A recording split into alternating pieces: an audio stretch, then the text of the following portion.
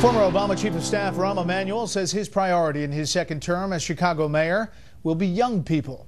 But tonight, correspondent Mike Tobin tells us the bottom line for the mayor is still the bottom line. Congratulations. Thank you, Your Honor.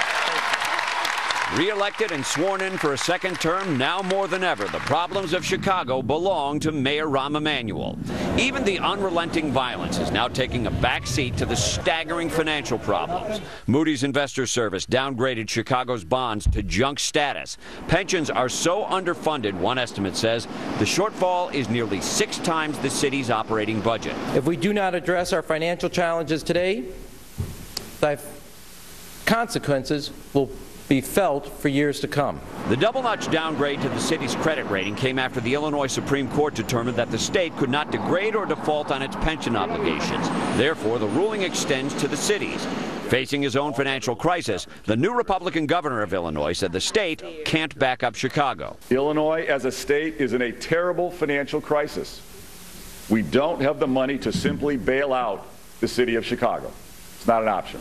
Pension funds for city workers appear to have been mismanaged for years. An investigation by the Sun-Times and Better Government Association claims payments were shorted or skipped, in one case for a decade. However, critics say Emanuel blew his chance to tackle the debt, particularly when he caved to the teachers union in 2012, raising teachers' pay in the face of a $1 billion shortfall. The Emanuel administration has tried to address the situation, and they have taken some steps, but they have not made the pension payments that they knew they were going to have to make down the road, and that has made a very bad situation worse.